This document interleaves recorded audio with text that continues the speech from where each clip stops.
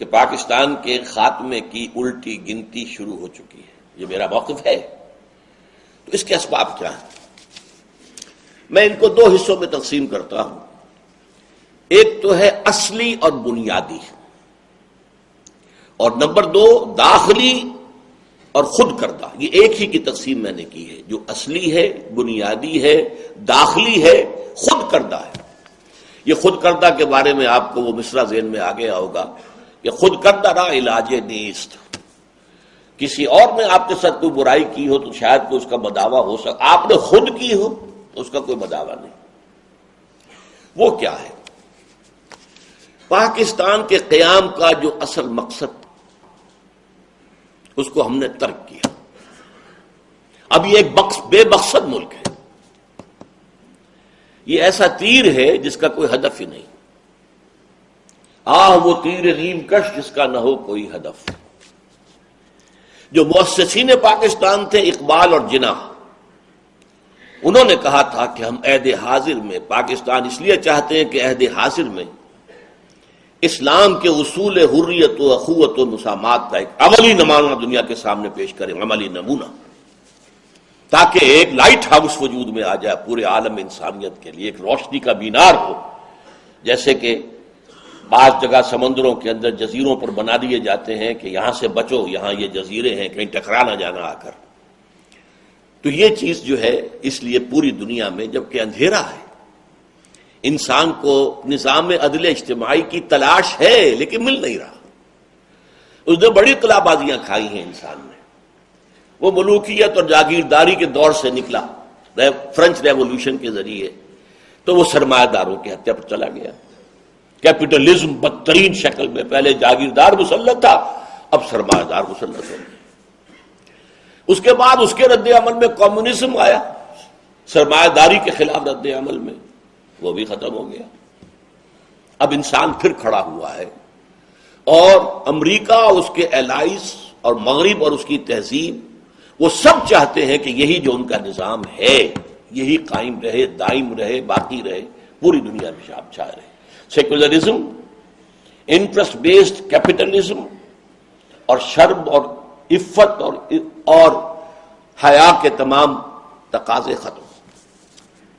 دوسری طرف اگر کوئی اور نظام نہیں آیا، اسلام سامنے نہ آیا، تو پھر کمیونزم سے ملتی جلتی کوئی شکل دوبارہ دنیا میں آ جائے گی.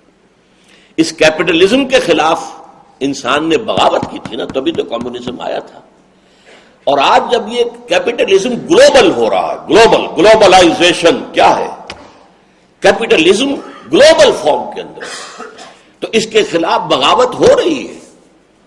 جو کچھ کے مظاہرے مخالفانہ ہوئے تھے، جہاں کہیں بھی یہ گلوبلائزیشن کے لیے کوئی میٹنگ ہوتی ہے، سیئٹل میں ہنگامے ہوئے، کرفیو لگا، امریکہ میں کرفیو، توڑ پھوڑ ہوئی، واشنگٹن میں ہوا، ڈیووس میں ہوا، دنیا میں کتنی جگہوں کے اوپر بڑے عظیم مظاہرے ہو چکے ہیں. وہ سب مغرب والوں کو معلوم ہے کہ کیا ہو رہا ہے. اس کیپٹلزم کے خلاف بھی بغاوت مغرب میں ہوئی تھی، روس میں ہوئی تھی، وہ بھی مغرب کا حصہ شمار ہوتا ہے اگرچہ مشرقی ملک بھی ہے. اور اب جو ہے این کیپٹلزم کے گھر کے اندر جو ہے ایک بغاوت اٹھ رہی ہے. لیکن ظاہر بات ہے کہ امریکہ اور اس کی تمام اتحادی قوتیں زور لگا کر چاہیں گی کہ سر کچل دیں، نپ دی ایول ان دی بٹ، اٹھنے سے پہلے اس کا سر کچل دیا جائے. اچھا، یہ صرف اقبال اور جناح کا معاملہ جو ہے اس میں تو زیادہ زور تھا اجتماعی نظام پر. اسلام کا نظام اجتماعی، اسلام کا سیاسی نظام اور اقتصادی نظام، سماجی نظام، system of social justice as given by Quran. لیکن اس تحریک کی حمایت عوام نے جو کی تھی اور علماء اور مشائخ نے جو کی تھی، پیر جماعت علی شاہ، پیر صاحب مانکی شریف، تمام تقریباً مشائخ جو تھے وقت کے، وہ سب مسلم لیگ کے ساتھ تھے.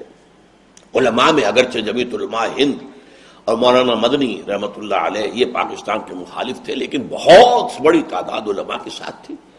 خود علماء دیوبند میں سے ٹوٹ کر شبیر احمد عثمانی رحمۃ اللہ علیہ یہ آ گئے تھے کہ نہیں آ گئے تھے، اور ان کے ساتھی تھے.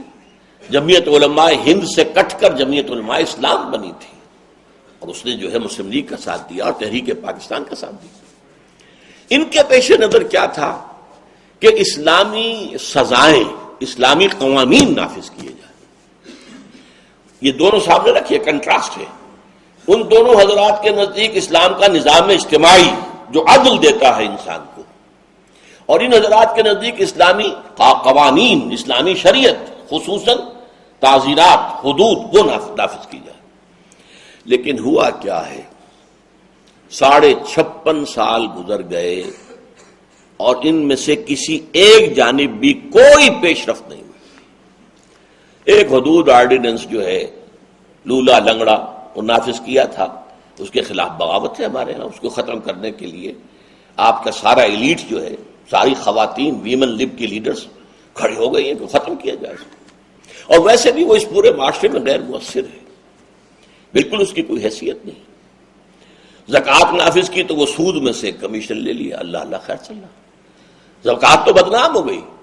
لیکن ہمارا دعویٰ یہ تھا کہ زکوٰۃ نافذ کر دی جائے تو سوشل سیکیورٹی کا مکمل نظام قائم کیا جا سکتا ہے. ہر شہری کی بنیادی ضروریات کو گارنٹی کیا جا سکتا ہے. سوشل سیکیورٹی کے جو نظام مغرب میں ہے وہ سب مسلمانوں سے اخذ کیے گئے، زکوٰۃ کے نظام سے اخذ کیے گئے کہ ریاست کے ہر شہری کی بنیادی ضروریات کی کفالت حکومت کے ذمہ ہے. تم اگر کام کر رہے ہو، کسی مل میں کام کر رہے ہو دفتر، تو ٹھیک ہے، تم اپنے پاؤں پر کھڑے ہو. لیکن تمہیں کوئی جاب نہیں مل رہا ہے تو ٹھیک ہے، ہمارے ذمہ ہے، کم سے کم اتنا پیسہ تو تمہیں مل جائے گا جس سے کہ تم اپنا خرچ چلا سکو. مکان نہیں ہے تو تمہیں کوئی چابی دے دی جائے گی، جاؤ. جو انہوں نے بنائے ہوئے ہیں وہ پور ہاؤسز کی پوری، وہ جاؤ لے لو. یہ سارا نظام زکوٰۃ کے ذریعے، دعویٰ یہ تھا کہ ہو جائے گا. زکوٰۃ آ گئی لیکن وہ بھی لولی لنگڑی جھوٹی، اس لیے کہ یہ تو زکوٰۃ کا نظام تھا ہی نہیں، تو پولیٹیکل ایکسپلائٹیشن تھی ضیاء الحق کے ذریعے سے. اب اس کا نتیجہ کیا ہے؟ اس کے بھی دو نتیجے ہیں. ایک خالص عقلی اعتبار سے وہ کیا ہے کہ پاکستان اپنی وجہ جواز کھو چکا ہے. جو مثبت مقصد تھا اس کا، تو 56.5 سال کے اندر آپ نے ادھر پیش رفت نہیں کی تو اپنا وجہ جواز کھو چکا ہے. اسے فارسی کا بڑا پیارا لفظ ہے جو انگریزی میں بھی استعمال ہوتا ہے، ریزان دی عطو، لیکن وہ انگریزی میں ہم پڑھیں گے تو ریزان دی ایٹرے، کسی شے کے وجود کے لیے وجہ جواز. کوئی ہے تو کیوں ہے، ہم ہے تو کیوں ہیں. وہ وجہ جواز پاکستان کھو چکا. اور ظاہر بات ہے کہ کوئی شے جب اپنی وجہ جواز کھو بیٹھے تو اب وہ ایک ایسی کشتی کے مانند ہے جس کا لنگر ہی نہیں. لہذا کوئی لہر آئے گی ادھر لے جائے گی، کوئی اس سے زوردار اور لہر آ جائے گی ادھر لے جائے گی. ہم اس وقت بیس لیس ہے. ہمارا کوئی زمین پر ہمارے قدم نہیں ہے، ہوا میں معلق ہے.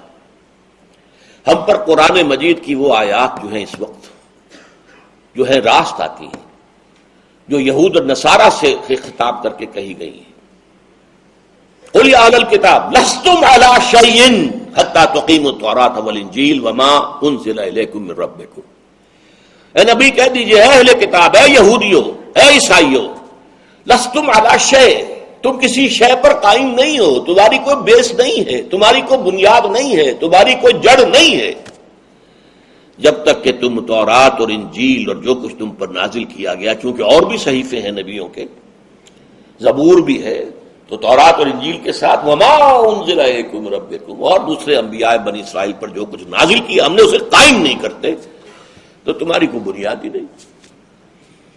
اس کو میں یوں بھی کہا کرتا ہوں کہ تمہارا منہ ہی نہیں کہ ہم سے دعا کرو، تمہاری دعا تمہارے منہ پر دے ماری جائے گی. کس منہ سے دعا کرتے ہو؟ تم نے ہمارا قانون